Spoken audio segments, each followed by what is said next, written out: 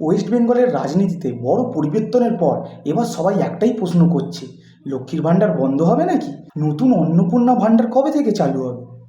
কারা পাবে প্রতি মাসে 3,000 টাকা? আর শুধু তাই নয়, free bus travel, Ayushman Bharat, Ujjwala Yojana, একের পর এক বড় সিদ্ধান্ত নেওয়া হয়েছে এই প্রথম ক্যাবিনেট মিটিংয়ে। আজকের এই ভিডিওতে আমি একদম সহজ ভাষায় এক্সপ্লেন করব ক্যাবিনেট মিটিংয়ে কে কী বলল, কোন স্কিম কবে চালু হতে পারে, আর সাধারণ মানুষের জন্য কী কী বদল আসতে চলেছে। তাই ভিডিওটা শেষ পর্যন্ত দেখুন, কারণ শেষে একটা খুব গুরুত্বপূর্ণ আপডেট আছে যেটা অনেকেই এখনও জানেন না। নতুন মুখ্যমন্ত্রী শুভেন্দু অধিকারী প্রথম ক্যাবিনেট মিটিং করতেই একাধিক বড় সিদ্ধান্ত সামনে এসেছে। মিটিংয়ের পরে সরকার জানিয়েছে ওয়েস্ট বেঙ্গলে কেন্দ্রীয় অনেক স্কিম এবার দ্রুত চালু করা হবে।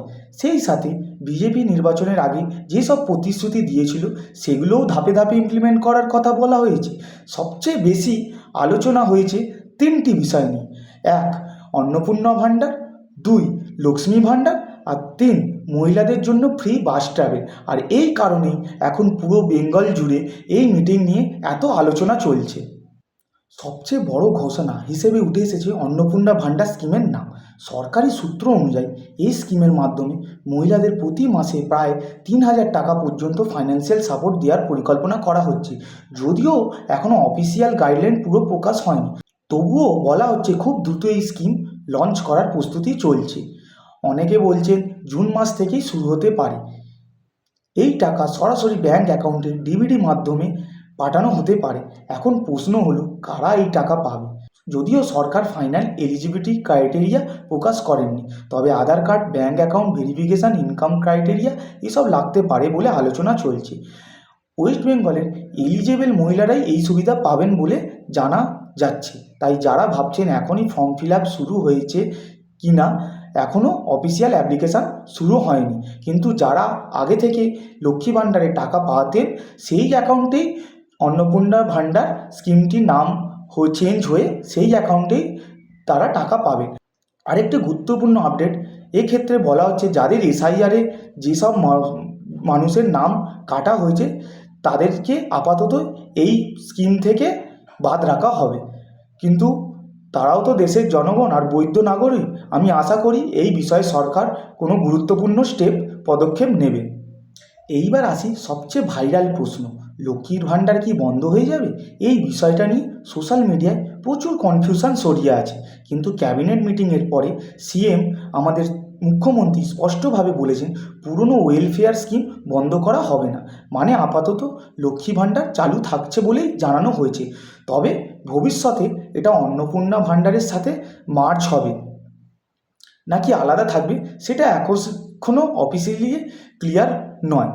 আর এই কারণে সাধারণ মানুষের মধ্যে এখনও অনেক প্রশ্ন রয়েছে, কারণ অনেকেই ভাবছেন একসাথে দুটো স্কিমের সুবিধা পাওয়া যাবে নাকি শুধু একটা থাকবে। এই বিষয়ে সরকার পরবর্তীতে আরও বিস্তারিত গাইডলাইন দিতে পারে। আর আমার ধারণা লক্ষ্মী ভাণ্ডারের পরিবর্তে শুধু নামটি চেঞ্জ হয়ে অন্নপূর্ণা ভাণ্ডার হয়ে যাবে, আর দুটো স্কিম একসাথে থাকবে না। একটি স্কিমই থাকবে, সেটি অন্নপূর্ণা ভাণ্ডার, আর টাকার অ্যামাউন্টটাও 3,000ই থাকবে। ক্যাবিনেট মিটিংয়ে আরও একটি বড় আলোচনা হয়েছে মহিলাদের ফ্রি বাস ট্রাভেল নিয়ে।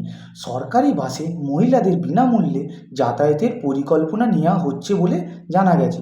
যদিও এক্স্যাক্ট ডেট এখনও অফিসিয়াল ঘোষণা হয়নি, তবে খুব দ্রুত এটা চালু করার প্রস্তুতি চলছে। যদি এটি চালু হয়, কলেজ বা অফিস যাওয়া হাজার হাজার মহিলারা এটির সুবিধা পাবেন। এবার বাংলায় আয়ুষ্মান ভারত স্কিম চালু করার কথাও বলা হয়েছে। এই স্কিমের মাধ্যমে এলিজেবল পরিবার স্বাস্থ্য বিমার সুবিধা পেতে পারে।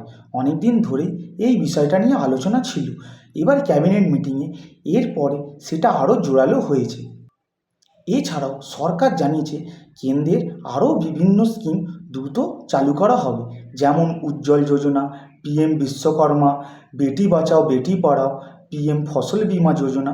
বিশেষ করে উজ্জ্বল যোজনার বহু পেন্ডিং অ্যাপ্লিকেশান দ্রুত অ্যাপ্রুভ করার কথা বলা হয়েছে।